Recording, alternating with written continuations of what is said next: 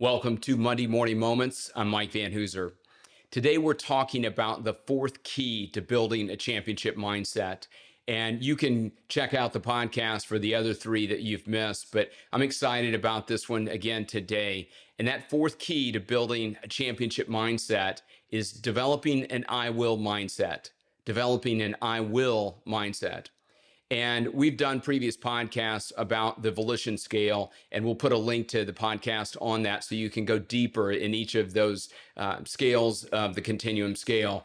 But the basic scale is this: it's I won't, I can't, I'd like to, I'll try, I can, and I will. And I think we'd all agree that I will is the most positive and productive mindset that we can have. And we're going to talk about 5 things of building a I will mindset today. But I think that middle ground of I'll try can get us into a vicious cycle. We agree that I won't's the worst, but sometimes I see people just get stuck in an I'll try mindset. They just kind of shrug their shoulders, either mentally or even physically, and say, well, I'll try, but they're not fully committed to the results and not fully engaged in the process. And so that's what we want to talk about today. How do we get to an I will mindset, and why is that so important in building a championship mindset, developing that I will mindset? And so we'll talk about 5 things today to do that. And the first way to build an I will mindset and to develop that I will mindset is to nurture perspective. Nurture perspective. And I think it's important that we have a proper perspective, because a lot of times we put so much pressure and so much emphasis on one play or one shot in a game.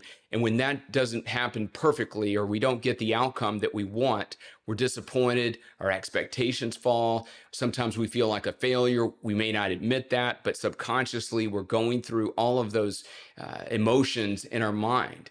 And we have to develop a perspective and nurture that perspective about the law of averages. I've mentioned this example many times on the podcast when I go speak, but you think about Steph Curry being the greatest shooter ever, probably. And his lifetime shooting percentage is probably somewhere in the 50 to 60%. But a lot of times I've seen him go through games where he's 0 for 6 in the first half or first quarter or something like that, and he doesn't start well. But then he goes 6 for 6 the rest of the game. And at the end of the day, he hits his average.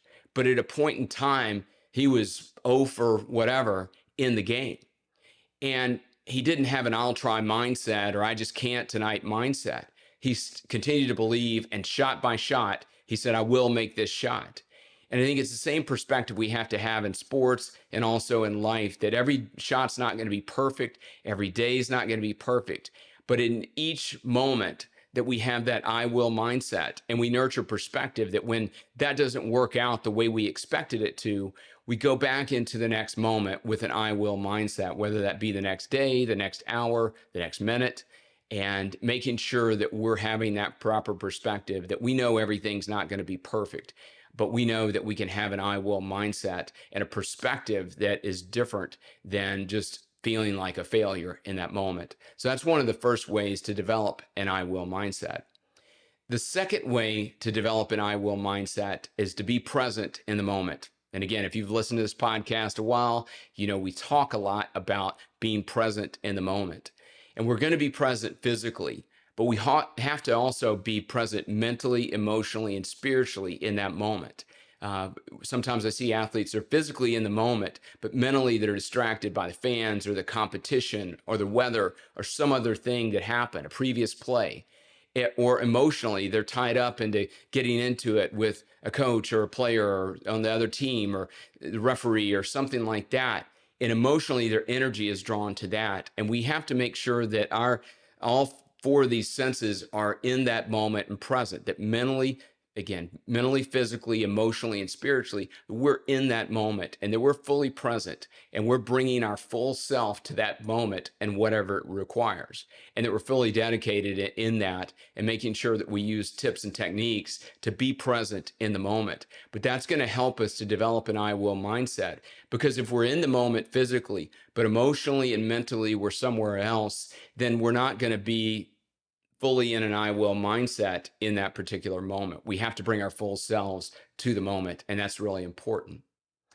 The third way to develop an I will mindset is to make sure that we are willing to live with the results, be willing to live with the results.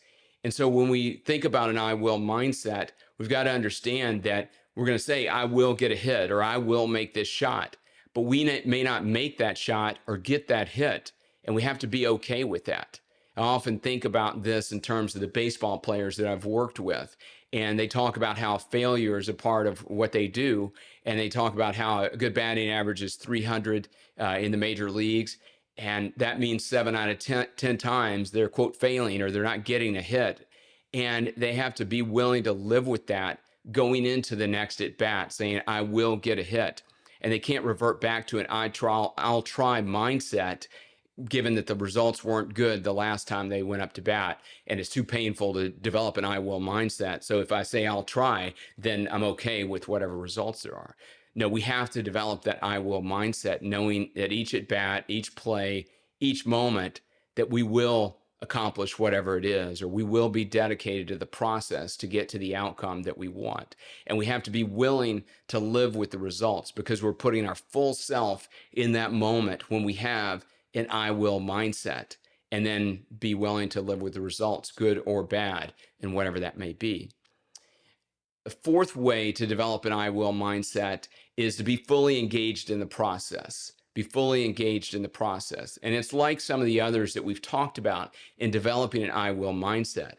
But if I'm fully engaged in the process, I'm being fully present in that moment, but I'm fully engaged in the process, then I'm going to do the things that it requires to accomplish the outcome that I said I will accomplish.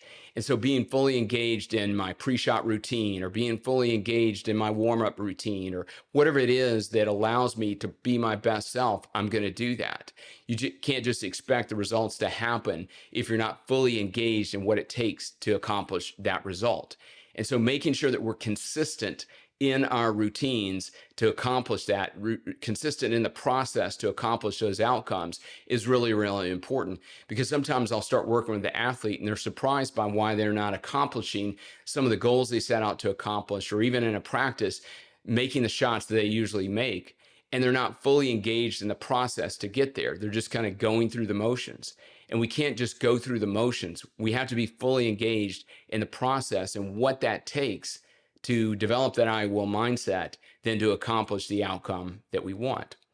And then the final way, the fifth way to develop an I will mindset, is to develop and use positive and productive thoughts. And we talk about self-talk all the time and how important that is, and how important our thoughts are, that every action begins with a thought. So in developing an I will mindset, we've got to make sure that we're using positive and productive thoughts to develop that I will mindset. The negative thoughts, the fear, the doubt are not going to let us develop an I will mindset. In fact, they're going to hinder us and keep us from developing that I will mindset. So it's so important that we think about our self-talk, that we choose positive and productive thoughts versus those negative and hurtful thoughts that are going to keep us from accomplishing what we want to accomplish. It all begins with our mind, how we step out on the field, our presence. All of those things are developed with the thoughts that we're thinking as we take the field or as we go about our day. So choose those positive and productive thoughts that will put you in a place of an I will mindset and what you want to accomplish. So think about these 5 things. Again, we're going through the 5 keys to developing a championship mindset, but I've given you 5 keys on the 4th one of developing that I will mindset. And I hope these steps will help you and make it more practical on how to have an I will mindset and how to develop and nurture that I will mindset every day. So as you think about this week, let's have an I will mindset in whatever you're doing, whether it's stepping out on the field in competition, or whether it's just engaging more in your community and in your home with your family, or as you tackle the week and you have goals that you're going to accomplish this week. Let's develop that I will mindset and not just make it a mantra, but make it a mission of what we are set out to accomplish and to accomplish our purpose. And as always, make the most of the moments in your life.